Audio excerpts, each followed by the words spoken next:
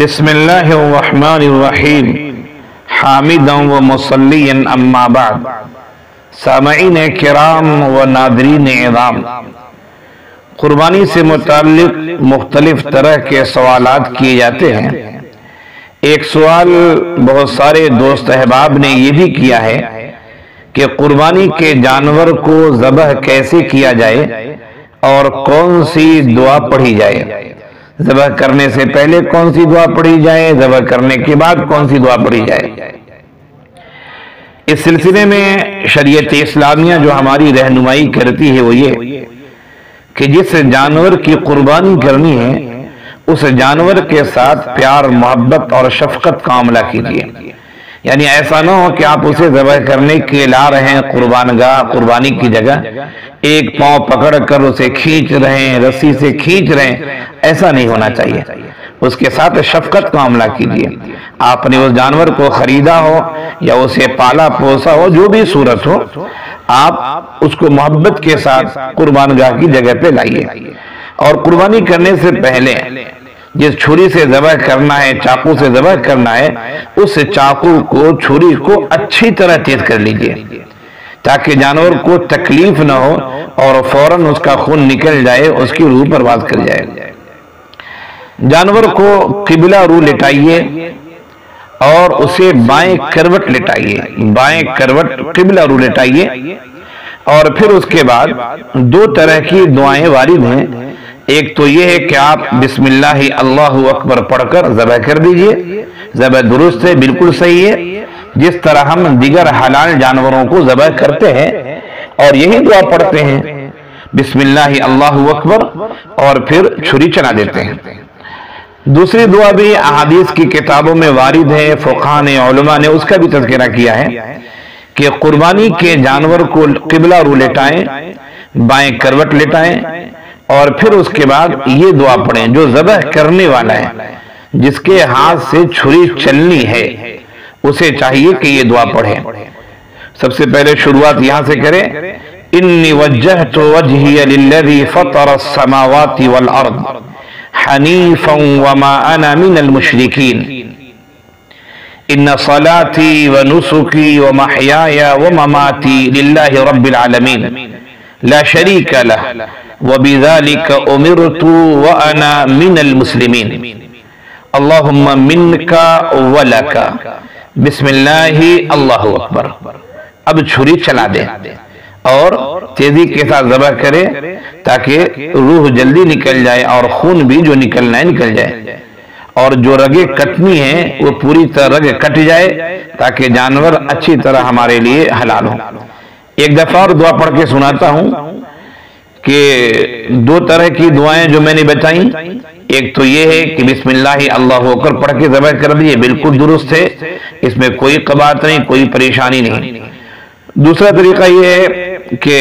جو قربانی کے سلسلے میں حدیث میں بھی اور کتابوں میں بھی درج ہے، یہ دعا پڑھیں، تھوڑی لمبی دعا ہے، دوبارہ پڑھتا ہوں میں۔ انی وجہت وجہی للذی فطر السماوات والارض حنیفا وما انا من المشرکین ان صلاتی ونسکی ومحیای ومماتی للہ رب العالمین لا شریک لہ وبذلک امرت وانا من المسلمین اللہم منک ولک بسم اللہ اللہ اکبر۔ ذبح کیجئے۔ ذبح جب آپ کر چکے جانور کو، ذبح کرنے کے بعد یہ دعا پڑھیے، اللہم تقبلہ منی کما تقبلت من حبیبک محمد وخلیلک ابراہیم علیہ الصلاة والسلام۔ یہ دعا میں ایک لفظ دیکھیے، دھیان دیجئے، اللہم تقبل منی۔ یہ منی اس صورت میں کہیں گے کہ جو آدمی ذبح کر رہا ہے وہ خود اپنی طرف سے ذبح کر رہا ہے، یعنی اپنی طرف سے ذبح کر رہا ہے وہ، اور وہی ذبح کرنے والا ہے تو کہے گا اللہم تقبلہ منی۔ لیکن ذبح کوئی اور کر رہا ہے اور کسی اور کی طرف سے، مثال کے طور پر یہ قربانی زید کی جانب سے کی جا رہی ہے، لیکن قربانی زید نہیں کر رہا ہے، ذبح کرنے والا بکر ہے، تو پھر بکر یہ کہے گا اللہم تقبلہ من زید منی نہیں کہے گا، وہ منی کا مطلب ہوتا ہے میری جانب سے، وہ دوسرے کی طرف سے کر رہا ہے، تو وہ کہے گا اللہم تقبلہ من زید، یا جو بھی نام ہو وہ نام من کے بعد پڑھ لیا جائے گا، اور پھر اس کے بعد کما تقبلت من حبیبک محمد وخلیلک ابراہیم علیہ السلام، یہ دعا ہوئی۔ اور جو میں نے قربانی کے بارے میں بتایا کہ وہ طریقہ ہوا ذبح کرنے کا، دو باتیں اور کہتا ہوں وہ ذہن میں رکھیں۔ پہلی بات تو یہ ہے کہ افضل اور بہتر یہ ہے، افضل اور بہتر یہ ہے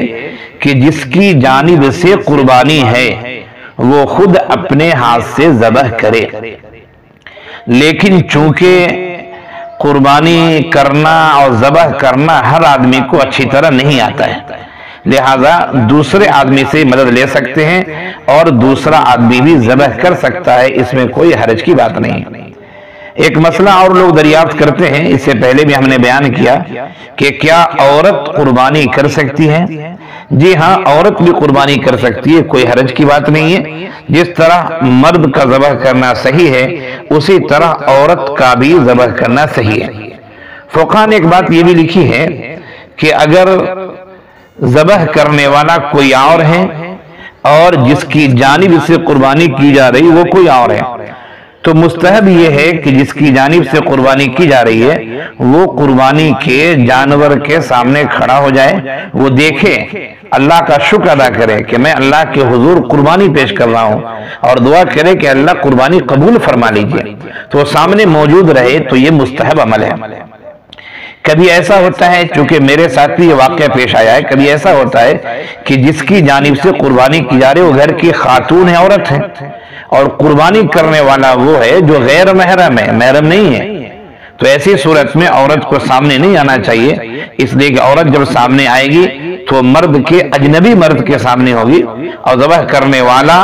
اور جس کی جانب سے ذبح کی جا رہی ہے، قربانی کی ذبح کیا جا رہا ہے، جانور ذبح کیا جا رہا ہے، وہ دونوں اجنبی ہیں، پردہ ضروری ہے۔ ایسی صورت میں مستحب عمل کو چھوڑ دیا جائے گا اور وہ عورت سامنے نہیں آئے گی۔ لیکن اگر قربانی کرنے والا محرم ہے، رشتے میں حرام ہے، اس سے شادی نہیں ہو سکتی ہے، تو پھر ایسی صورت میں وہ سامنے آ جائے، دیکھیں۔ اس کی وضاحت فقہاء کرام نے کی ہے۔ یہ قربانی سے متعلق یعنی قربانی کا طریقہ اور قربانی کی دعا، یہ بنیادی بات تھی، یہ میں نے آپ کی خدمت میں پیش کی۔ اللہ تعالی ہم سب کو شریعت پر چلنے والا، شریعت پر عمل کرنے والا، شریعت سے محبت کرنے والا بنائے، اور شریعت اسلامیہ پر استحکام اور استقلال نصیب اللہ تعالیٰ عطا فرمائے۔ مرتے دم تک اسلام پر، ایمان پر قائم و دائم رکھے، کلمہ پڑھتے ہوئے حسن خاتمہ کے ساتھ ہمارا اور آپ کا انتقال ہو، آمین یا رب العالمین۔ السلام علیکم ورحمۃ اللہ وبرکاتہ۔